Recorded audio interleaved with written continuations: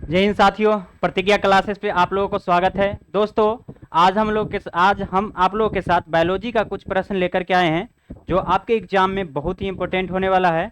तो आइए हम लोग क्वेश्चन की तरफ चलेंगे। आज का जो क्वेश्चन की जो संख्या है बहुत ही कम है, लेकिन डिस्कशन ज़्यादा होने वाला है, इसीलिए आप लोग धैर्य बना करके देखते रहिएगा। और आपके एग्जाम में आने वाले प्रश्न जो है बहुत ही ईजी, आसानी से बन सकता है। तो इसीलिए आप हमारे साथ जुड़े रहिए और हम लोग चलते हैं अपने प्रश्नों के ऊपर। चलिए, आज जो है बायोलॉजी का कुल 10 प्रश्न है और ये 10 प्रश्नों पे हम लोग आज चर्चा करेंगे। तो देखिए, सबसे पहले एक यहाँ पे जो टॉपिक दिया हुआ है इसको हम लोग देख लेते हैं। ये टॉपिक क्या क्या हमारे एग्जाम में रहता है, कौन कौन टॉपिक से रहता है क्वेश्चन, उसके बारे में देख लेंगे। तो टॉपिक हमारा क्या है बायोलॉजी में, तो देखिए पहला है जैव प्रक्रम। ठीक है, पहला जो है कौन सा है, जैव प्रक्रम। उसके बाद सेकेंड देखेंगे नियंत्रण एवं समन्वयन। और तीसरा है हमारा जीव जनन कैसे करते हैं। ठीक है, चौथा है अनुवांशिकता एवं जैव विकास, ये है। उसके बाद पांचवा नंबर जो हमारा चैप्टर है ये हमारा है हमारा पर्यावरण। क्या है पांचवा नंबर जो चैप्टर है ये हमारा पर्यावरण। छठा नंबर जो है प्राकृतिक संसाधनों का प्रबंधन। ये कुल मिलाकर के बायोलॉजी में 6 चैप्टर पढ़ना पड़ता है। ठीक है, और इसी 6 चैप्टर को पढ़ लेने से हमारा एग्जाम आसानी से निकल जाता है। ठीक है, तो आइए हम लोग आते हैं अपने प्रश्नों की तरफ। और आज का जो प्रश्न रहेगा ये सभी चैप्टर में से, यानी 1 से लेकर 6 चैप्टर में से सभी में से 10 ऑब्जेक्टिव प्रश्न चुन के लाए हैं जो आपके एग्जाम में बार बार पूछे जाते हैं। तो आइए हम लोग प्रश्नों के ऊपर आएंगे। प्रश्न हमारा क्या है इसको देखेंगे। तो प्रश्न जो है ये है पहला क्वेश्चन, इसको देखेंगे। पहला क्वेश्चन जो है इसमें क्या कह रहा है कि मनुष्य में वृक्क एवं तंत्र का भाग है जो संबंधित है। मतलब मनुष्य के शरीर में वृक्क एक तंत्र का भाग है जो संबंधित है किससे। ये फिगर में आप लोग देख रहे होंगे, ये किसका फिगर है, वृक्क का है, यानी किडनी का है। तो इसका काम क्या है, पोषण करना, श्वसन करना, उत्सर्जन करना या परिवहन करना। तो हमारे शरीर में वृक्क जो होता है ये क्या करता है कि हमारे शरीर से क्या करता है, यूरिन को बाहर करता है। तो इसलिए इसको हम लोग क्या कहेंगे, उत्सर्जन तंत्र कहेंगे। कौन सा तंत्र कहेंगे, उत्सर्जन तंत्र कहेंगे। मतलब हमारे शरीर में जो फालतू का जो फालतू का जो चीज रहता है, ठीक है, जो हमारे शरीर के लिए लाभदायक नहीं होता, हानिकारक होता है, उसको क्या करता है हमारे शरीर से बाहर कर देता है। जैसे यूरिन जो होता है वो मल के रूप में क्या होता है, बाहर निकाल दिया जाता है। ठीक है, तो यहाँ पे देखेंगे ये किडनी है और किडनी का काम क्या है, तो ये उत्सर्जन करना। ठीक है, समझ में आ रहा होगा आप लोग को।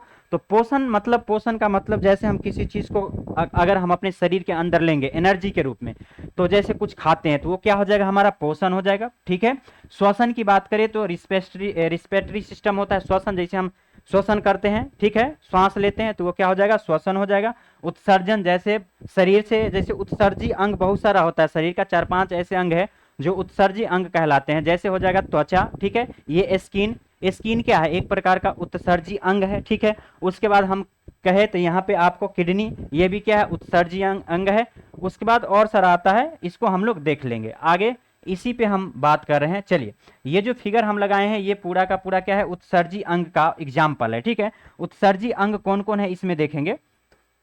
तो उत्सर्जी अंग में कह रहा है कि मनुष्य के उत्सर्जन तंत्र में निम्नलिखित अंग आते हैं। कौन कौन, तो एक किडनी आता है जिसको हिंदी में वृक्क बोलते हैं, एक आता है फेफड़ा जिसको इंग्लिश में लंग्स बोलते हैं, ठीक है, एक होता है त्वचा जिसको इंग्लिश में स्किन बोलते हैं, एक होता है यकृत जिसे इंग्लिश में लीवर बोलते हैं, और एक होता है आंत जिसे हम लोग इंटेस्टाइन बोलते हैं। ठीक है, यानी कुल यहाँ पे कितने हो जाएगा, 1 2 3 4 और 1 5, 5 ऐसे तंत्र है जो उत्सर्जी अंग की कार्य करता है। जैसे मान के चलिए यहाँ पे फेफड़ा की बात करें, लंग्स, फेफड़ा जो होता है ये क्या करता है कि हमारे शरीर से जो है कार्बन डाइऑक्साइड यानी CO2 को बाहर निकालता है, मतलब बाहर उत्सर्जित कर देता है। ठीक है, तो ये लंग्स जो है ये किसको उत्सर्जित करता है, CO2 को करता है हमारे शरीर से। और बाष्प उत्सर्जन भी करता है, मतलब कुछ बाष्प जो हमारे शरीर में होता है उसको भी रिलीज करता है, तो उसको CO2 बोलेंगे। यानी कि CO2 हम लंग्स क्या करता है, हमारे शरीर से CO2 को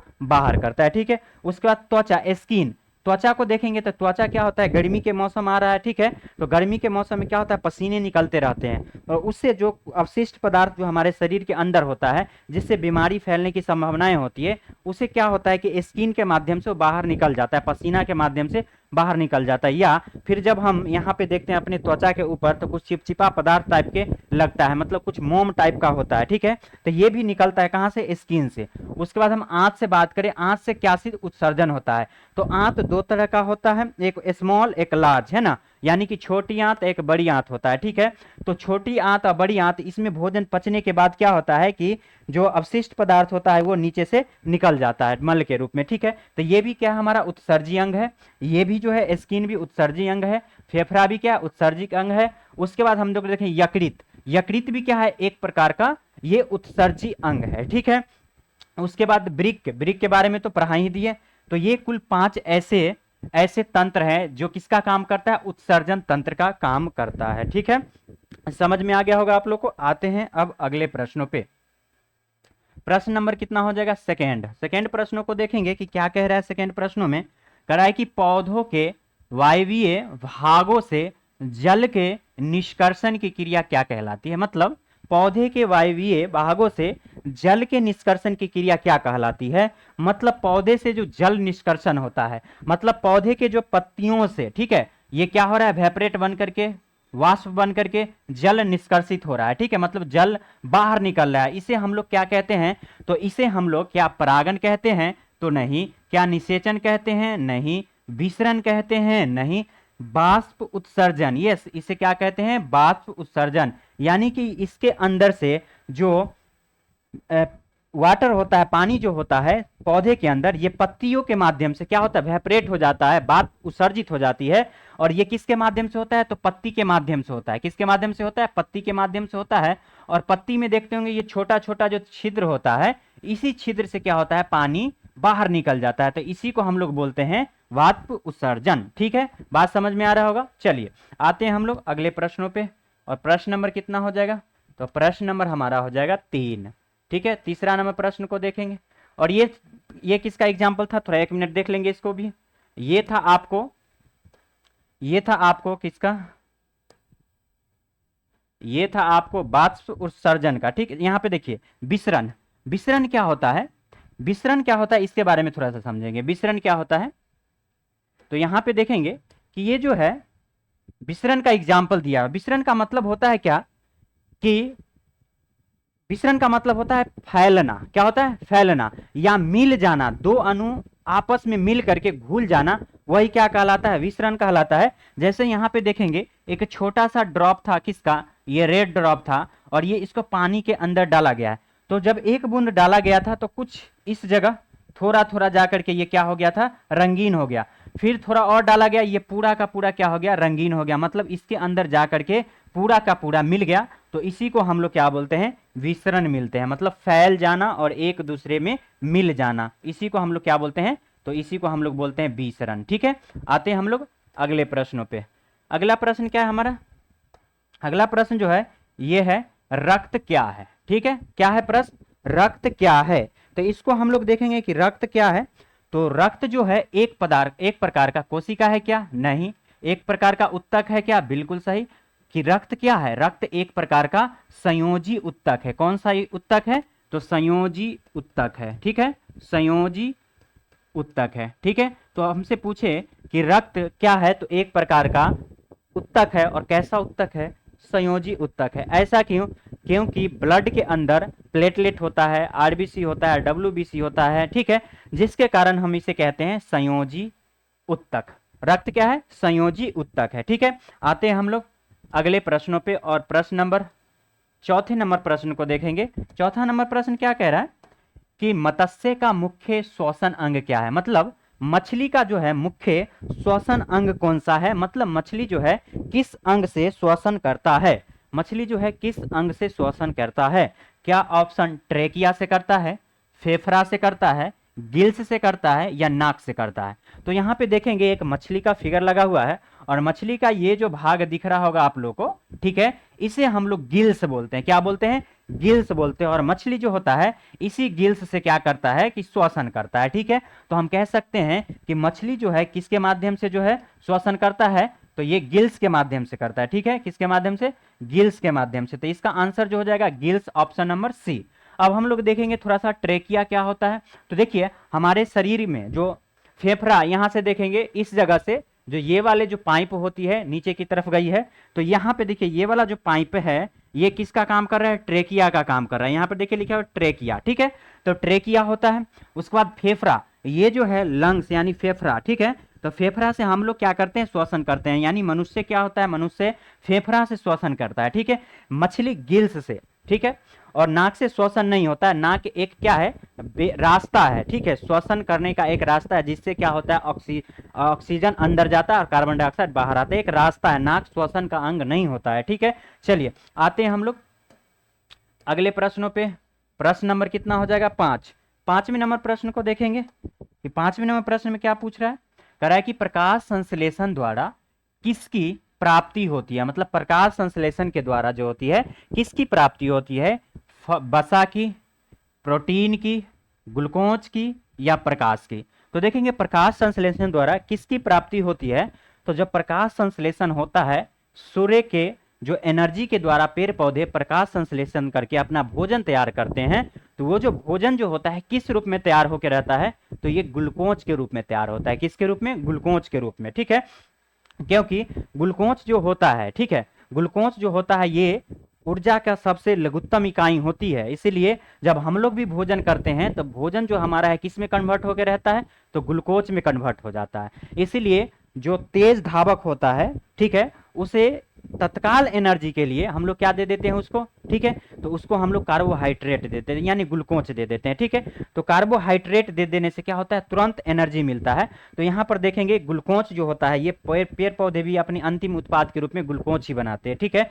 तो क्या करते हैं, प्रकाश संश्लेषण सूर्य की एनर्जी से लेता है, ठीक है, और क्या रिलीज करता है, तो ऑक्सीजन रिलीज करता है, ठीक है, और ये अपना फूड तैयार कर लेता है कार्बन डाइऑक्साइड की उपस्थिति में, ठीक है। तो यहाँ देखिए कार्बन डाइऑक्साइड को जल के साथ अभिक्रिया कराने पर फोटोसिंथेटिक्स जब होती है तो क्या क्या बना है, ग्लूकोज प्लस ऑक्सीजन, ठीक है, ग्लूकोज प्लस ऑक्सीजन। तो ये भोजन के रूप में कौन, यानी ग्लूकोज को संचय कर लेता है, ठीक है, और बाद वक्त ऑक्सीजन को बाहर छोड़ देता है। अब यहाँ पे देखेंगे ये सेम कहानी यहाँ पे भी दिया हुआ है, ठीक है, कि ग्लूकोज एक क्या है, शर्करा है, ठीक है। तो यहाँ पे इस प्रश्न का आंसर जो हो जाएगा ग्लूकोज, किसका निर्माण कर लेगा, ग्लूकोज। अब थोड़ा सा ऑप्शन की बात कर लेंगे। ऑप्शन में दिया हुआ है फैट, फैट के बारे में थोड़ा सा बात कर लेते हैं। फैट यानी वसा, ठीक है।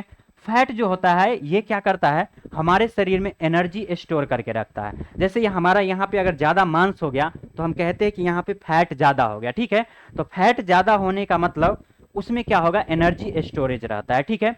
अब चलिए उसके बाद यहाँ पे प्रोटीन की बात कर ले तो एक प्रोटीन का निर्माण जो होता है 20 अमीनो अम्ल के मिल करके, ठीक है, 20 अमीनो अम्ल मिल करके प्रोटीन का निर्माण करता है, ठीक है। 20 एमिनो एसिड मिलकर के किसका निर्माण करता है, तो प्रोटीन का निर्माण करता है, ठीक है। प्रकाश के बारे में तो आपको पता है, सूर्य से निकलने वाली एनर्जी, ठीक है। चलिए आते हैं हम लोग अपने प्रश्नों पे। चलिए प्रश्न नंबर कितना हो जाएगा, 6। इसको देखेंगे। प्रश्न नंबर 6 क्या कह रहा है कि मनुष्य के शरीर की सबसे बड़ी ग्रंथि कौन है, मतलब मनुष्य के शरीर की सबसे बड़ी ग्लैंड यानी सबसे बड़ी ग्रंथि कौन है। तो इसको देखेंगे तो सबसे बड़ी ग्रंथि जो है यहाँ पे आप लोग को फिगर में दिख रहा होगा, ये हमारा क्या है, तो यहाँ पर लीवर है, ठीक है। लीवर जो होती है मानव शरीर की सबसे बड़ी ग्रंथि होती है, सबसे बड़ी ग्लैंड होती है, ठीक है। तो याद रखेंगे, तो इसका ऑप्शन नंबर ए आंसर हो जाएगा, यानी कि लीवर। मानव शरीर का लीवर जो होती है ये सबसे बड़ी ग्लैंड होती है, सबसे बड़ी ग्रंथि होती है, ठीक है। चलिए आते हैं हम लोग अगले प्रश्नों पे, और ये थोड़ा सा देख लेंगे। इसमें जो लीवर होता है इसमें जो एक देखिए यहाँ पे ग्रीन कलर का है, ये क्या है, ये पित्तरस है, क्या है, पित्तरस है। तो ये पित्तरस क्या करता है, पाचन में सहायक करता है, ठीक है। तो पित्तरस इसको बोलेंगे, देखिए गाल ब्लेडर होता है, ठीक है, गाल ब्लेडर होता है। ये पित्ताशय है, और एक होता है वाइल जूस। वाइल जूस जो होता है ये इसको हम लोग पित्तरस बोलते हैं, और गाल ब्लैडर जो है पित्ताशय को बोलते हैं। तो यहाँ पे स्टोरेज रहता है क्या, पित्तरस। तो ये पित्तरस जो है हमारे भोजन को पाचन में सहायक प्रदान करता है, ठीक है। इसमें से कुछ जो है एंजाइम्स निकलते रहता है जो हमारे पाचन में सहायता करता है, ठीक है। चलिए आते हैं हम लोग अगले प्रश्नों पे। अगला प्रश्न हमारा क्या है, इसको देखेंगे। प्रश्न नंबर कितना है, तो प्रश्न नंबर जो है 7। शरीर का तापक्रम कहाँ नियंत्रित होता है, मतलब शरीर का जो टेम्परेचर होता है ये कौन नियंत्रित करता है या कहाँ पे नियंत्रित करता है। तो ये देख रहे होंगे फिगर में, ये जो लगा हुआ है पिक्चर, इसमें देखिए एक लाइटिंग टाइप का जो दिख रहा है इस तरह से व्हाइट कलर का, यही हमारा क्या है, तो ये हमारा है हाइपोथैलेमस ग्लैंड। क्या है? Hypothalamus gland. और यही हाइपोथैलेमस ग्लैंड क्या करता है? तो तापक्रम को नियंत्रित करता है या हमारे ऐच्छिक क्रियाओं को भी नियंत्रित करता है। ठीक है, जैसे उत्तेजना, इस सब को कंट्रोल कौन करता है? तो हाइपोथैलेमस ग्लैंड करता है। और तापक्रम को भी कौन नियंत्रित करता है? तो हाइपोथैलेमस ग्लैंड करता है। ठीक है, अब देखिए यहाँ पे ऑप्शन में पिट्यूटरी ग्लैंड, सेरिबेलम। देखिए सेरिबेलम जो होता है मस्तिष्क के पूरे पीछे वाले भाग में होता है, इसी को हम लोग सेरिबेलम बोलते हैं। यहाँ पर देखिए ये मानव का मस्तिष्क है और ये इसके पिछले हिस्से में देखिए ये वाला जो पार्ट है ये किसका काम कर कौन है? ये सेरिबेलम है। ठीक है, और ये देखिए स्पाइनल कोड क्या है? तो स्पाइनल कोड जो उसके नीचे जो रीड टाइप के जो होता है उसी को हम लोग क्या बोलते हैं? स्पाइनल कोड बोलते हैं। ठीक है, ये वाला पार्ट जो होता है इसको हम लोग क्या बोलते हैं? स्पाइनल कॉर्ड बोलते हैं। ठीक है, तो ये आते हैं हम लोग अगले प्रश्नों पे, और प्रश्न नंबर 8 नंबर पे चलेंगे। 8 नंबर प्रश्न क्या कह रहा है इसको देखेंगे। 8वें नंबर प्रश्न जो है कह रहा है कि ग्वाइटर रोग जो है, ठीक है, ग्वाइटर रोग जो है कह रहा है कि ग्वाइटर अथवा घेंघा होता है। घेंघा का बीमारी जिसका गला सूज जाता है, गला फूल जाता है, उसे हम लोग घेंघा बोलते हैं। क्या निकल गया है? घेंघा निकल गया है। तो ये क्यों होता है? किसकी कमी के कारण घेंघा का रोग होता है? क्या चीनी की कमी के कारण होता है? नहीं, चीनी की कमी के कारण तो नहीं होता है। ठीक है, आयोडीन की कमी के कारण होता है क्या? रक्त की कमी के कारण होता है क्या? नहीं, बिल्कुल नहीं। रक्त की कमी के कारण तो एनीमिया रोग होता है। ठीक है, चलिए, कह रहा है कि मोटापा से होता है क्या? तो नहीं, मोटापा से ये सब नहीं हो पाता है। आयोडीन की कमी से क्या होता है कि मानव शरीर में घेंघा रोग उत्पन्न हो जाता है। और घेंघा रोग जो होता है ये इस जगह हो जाता है। और इस जगह कौन सा ग्लैंड होता है? तो थायराइड ग्लैंड होता है। कौन सा ग्लैंड हो जाता है? थायराइड। अब थायराइड ग्लैंड में क्या होता है? सूजन आ जाता है, और सूजन आ जाने के कारण ग्लैंड क्या होता है? फूल जाता है, और इसी को नाम हम लोग देते हैं घेंघा, या इसी को इंग्लिश में ग्वाइटर बोलते हैं। ठीक है, तो ये किसके फूल जाने सूज जाने के कारण होता है? तो थायराइड ग्लैंड को फूल जाने के कारण होता है। देखिए ये पहले थायराइड ग्लैंड का जो साइज था ये इस साइज में था, अब देखिए फूल करके बहुत बड़ा हो गया है। तो यही जो बड़ा सूजन हो गया है इसी को हम लोग ग्वाइटर या घेंघा रोग बोलते हैं। ठीक है, चलिए, ये है घेंघा रोग के रोगी, देखिए इसका। चलिए आते हैं हम लोग अगले प्रश्नों पे, और प्रश्न नंबर 9 होगा, इसको देखेंगे। 9वें नंबर प्रश्न क्या कह रहा है कि 9 नंबर प्रश्न में कह रहा है कि डीएनए कहाँ उपस्थित होता है? DNA dioxy ribo nucleic acid जो होता है ये कहाँ उपस्थित होता है? ये लाइसोसोम में उपस्थित होता है क्या? गोल्जी काय में उपस्थित होता है क्या? या केंद्रक में उपस्थित होता है क्या? या इनमें से कोई नहीं? तो इस प्रश्न का जो आंसर हो जाएगा ये हो जाएगा आपको केंद्रक में। कहां पे? केंद्रक में। यानी कि डीएनए कहां उपस्थित होता है? तो केंद्रक में उपस्थित तो होता है, लेकिन थोड़ा सा यहां पे 2-3 चीज और जान लेंगे। जैसे देखिए ये हमारा सेल है, कोशिका है, ठीक है, सेल है, कोशिका है। तो कोशिका में देखेंगे यहाँ पे केंद्रक है, और केंद्रक के अंदर क्या है? तो क्रोमोसोम है। और इस क्रोमोसोम को जब हम खींचते हैं तो ये यहां से क्या बनता है? तो इसी के अंदर क्या होता है? डीएनए होता है। ठीक है, क्या होता है? डीएनए होता है। अब देखिए इस सेल में जो है एक माइटोकॉन्ड्रिया होता है। क्या होता है? माइटोकॉन्ड्रिया। और माइटोकॉन्ड्रिया के ऊपर देखेंगे सर्किल टाइप के जो होता है इस तरह का, तो ये भी क्या है? एक डीएनए है। ठीक है, माइटोकॉन्ड्रिया के ऊपर जो गोल गोल टाइप के होता है ये भी एक प्रकार का डीएनए। तो डीएनए कहाँ कहाँ पाया जाएगा? केंद्रक में पाया जाएगा, माइटोकॉन्ड्रिया में पाया जाएगा, उसके बाद क्लोरोप्लास्ट में भी पाया जाता है। तो डीएनए 3 जगह पाया जाता है, और तीनों को ध्यान में रखेंगे। तो डीएनए पहला नंबर तो आपको कहाँ पाया जाता है? तो डीएनए आपको पाया जाता है केंद्रक में। ठीक है, डीएनए पाया जाता है आपको कहाँ? क्लोरोप्लास्ट में। और डीएनए कहाँ पाया जाता है? तो माइटोकॉन्ड्रिया में। ये 3 चीजों का अपना डीएनए होता है। ठीक है, चलिए आते हैं हम लोग अगले प्रश्न पे, और आज का लास्ट प्रश्न होगा 10वें नंबर प्रश्न, और इसको देखेंगे। ये 10वें नंबर प्रश्न क्या कह रहा है? चलिए 10वां नंबर प्रश्न जो है कह रहा है कि उभयलिंगी पुष्प में उपस्थित होते हैं। मतलब उभयलिंगी कह रहा है। उभयलिंगी का मतलब जिसमें स्त्री केसर और पुंकेसर दोनों होता है, इसीलिए इसको बोला गया उभयलिंगी। कैसा बोला गया? उभयलिंगी। उभयलिंगी में दोनों होता है, स्त्री भी होता है और पुरुष का भी होता है, इसीलिए बोलते हैं स्त्री केसर और पुंकेसर दोनों उपस्थित होता है किसमें? तो उभयलिंगी में। ठीक है, चलिए आते हैं हम लोग आज का और लास्ट प्रश्न है, इसको देख लेते हैं थोड़ा सा। लास्ट प्रश्न हमारा क्या है इसको देखेंगे। लास्ट प्रश्न जो है ये क्या कह रहा है? कह रहा है कि मनुष्य में क्रोमोसोम के 23वें जोड़ों को क्या कहते हैं? मतलब मनुष्य के अंदर जो क्रोमोसोम होता है उसके 23वें जोड़ों को, कौन सा जोड़ा? 23वें जोड़ा। यानी कि मनुष्य में क्रोमोसोम की संख्या जो होता है क्रोमोसोम की संख्या जो होता है ये कितना होता है, 23 जोड़ा होता है। यानी कि 23 जोड़ा बोलने का मतलब कितना हो जाएगा, तो ये 46 पे हो जाएगा। कितना हो जाएगा, 46। लेकिन कह रहा है कि 22वें जोड़े को और अंतिम 23वें जोड़े, जैसे मान के चलिए यहाँ पे मेल है, ठीक है, यहाँ पे फीमेल है, मेल और फीमेल दो चीज को ले लिया यहाँ पे। देखिए मेल में से भी कितना निकलेगा, तो इसमें से भी क्या निकलेगा, 22, और इसमें से भी कितना निकलेगा, 22। ठीक है, तो ये दोनों मिला करके यहाँ पे क्या हो जाएगा, 22-22 हो गया दोनों में।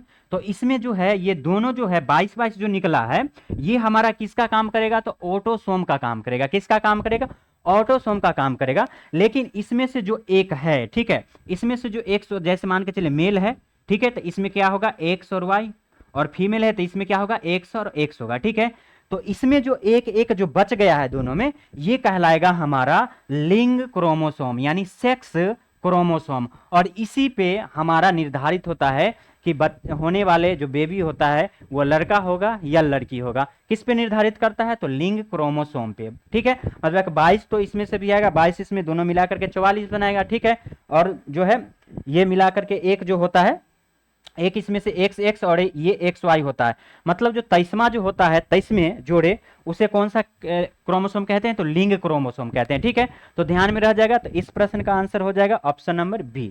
तो आज के लिए इतना ही रहने देते हैं, फिर आप लोगों से मिलेंगे नेक्स्ट वीडियो में। तो आज के लिए धन्यवाद। जय हिंद, जय भारत।